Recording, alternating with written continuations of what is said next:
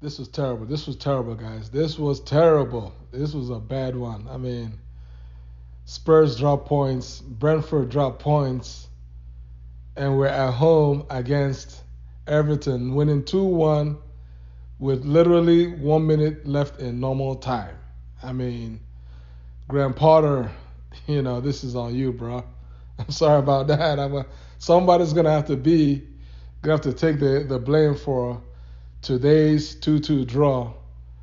Chelsea versus Everton at home at the Bridge in a must-win 3-point win this game, three straight wins in the league, and then Spurs is going to start feeling our footsteps. Everybody's going to start feeling the pressure, and plus the confidence will propel this team forward to keep whatever dreams that we had alive, to keep those dreams alive for a top four finish. This was just terrible.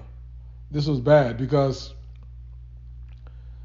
2-1, we hadn't played well on the day, in fairness to Everton and Sean Dyche. Everton and Sean Dyche came out to the Bridge as expected and set up their stalls as expected. You know what you're going to get. They're going to defend well.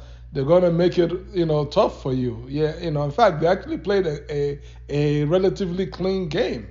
Yes, there were some fouls here and there, but this was nothing like Leicester City's terrible fouling of last week. This was a very good execution of Sean Dyche tactics by Everton players. So, in fairness to Everton, they deserve to get something out of this game as they did. And on the flip side, Chelsea, our players were not, we didn't come in with the intensity that you need. Like you cannot show up against, Dortmund with all of the intensity in the world, and then you show up against Everton with less than half level of the intensity. Like it's not gonna work. It's not gonna work. It really doesn't. It's not about which players that are playing and which players are not playing. For starters, the players that are on the pitch have to be focused on their jobs and focused on you know doing enough, more than enough, to ensure that there's daylight between us and Everton, so we can get these 3 points as we did last week. I mean, like, trust me, everybody knew that 2-1, the way it was looking with all of the set pieces that Everton was getting, Everton was winning the first ball in every set piece in our box. Simple and short. So it was bound to happen that Everton was going to score off a corner kick. And then for some reason, Graham Potter inexplicably decides to remove Fofana. I mean, that's a sub I still don't get it. He wasn't tired. He was not injured. I know he went down with, I think, cramps. What he had was just cramps, y'all. That's all he had was cramps. Just, I mean, give the young man some fluid. We were only up 2-1. Had we been up 3-1, I would say, okay, cramps. All right, let's not risk it. Phil, let's not risk it. But we're only up 2-1, and he was balling. I mean, Fofana was playing well, and that's why he had the cramps. He was making some long busting runs from defense to offense. He was really playing his heart out, and he was defending very well. Nothing was getting by him. Then, of course, Graham Potter decides to make the sub, remove Fofana, and bring in Trevor Chaloba, who is literally cold. I mean, the guy hasn't. I mean, I don't remember the last time I even seen him on the pitch. He has barely played in the last like 10 or so odd games, and he brings him on against an Everton team that is pushing for an equalizer, desperately. And Fofana basically left too much speed. I mean, sorry, not Fofana. Chaloba, Trevor.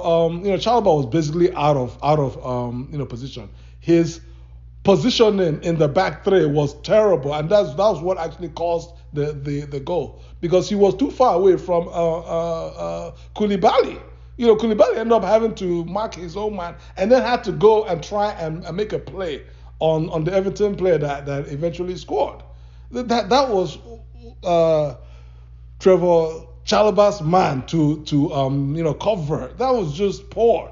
That was poor fending by Trevor Chalobah, and it all goes back really to Potter, because when you have that a back three that is in sync, those three guys, Badashil, Koulibaly, and for Fana, they were on point all day in terms of their defending during the normal play. During the set pieces, we were poor in defending, but in normal play, they were fine. They weren't allowing any really chances on Kepa. Kepa had little to do, during the normal course of play, and so this 2 points dropped can be directly linked to that sub. That's just sub where he decided to remove for Fana. Yes, granted, he had some cramps, but he was fine. He had cramps, but he was fine. They just needed to stretch his calf, his calves. That's all he needed. Just stretch his calves. Have our guys playing deep, and just close the gaps. And then the other subs. Okay, why are you gonna have Kante on the bench if you cannot feel confident to bring Kante on in the last 5 minutes of normal time, on the last 10 minutes of normal time? Like we brought in Carney. We brought Carney into the game. Chukwuemeka. He's not really a defense. He's not a guy he's not an all hands on deck guy, right? We brought him in. I don't know. Like what we should have brought in was Kante. Just bring Kante in, right? And then maybe you can push Gallagher a little bit more further up. So that way in midfield we just would have had Enzo, Kante, and Ruben Loftus-Cheek, which would have been enough, and still hold on to Fofana, and we would have gotten our 3 points. We would have won 2-1, and it would have been just another end of the day routine win where we'll just talk about other ways to improve the team. But meanwhile, we had somehow managed to win the game. But as it is right now, we basically dropped 2 points. We're exactly where we were, still in that 10th place. We're not moving up. We're not moving down. It's just sad, for real. I'm sorry to say, I'm disappointed. Because when you have teams in front of you play before you and drop points, and you have a chance to close the gap. Had we won this game, then we would have been one game in hand on Spurs, and which would then give us a chance to cut the gap, to further cut our gap between us and Spurs down to 6 points, guys. So like this was just terrible. This was just terrible, guys. This was just terrible. I mean, even Brentford even dropped. Have we won? Would have even jumped in front of. We jumped in front of Fulham with a chance to jump in front of Brentford next. So it was just this was poor, and it was just not necessary it's inexplicable that we somehow found a way to throw away 2 points, guys. Sorry, I just had to rant. Please, subscribe to my channel and enjoy what's left of this weekend. Take care. God bless you all. Peace.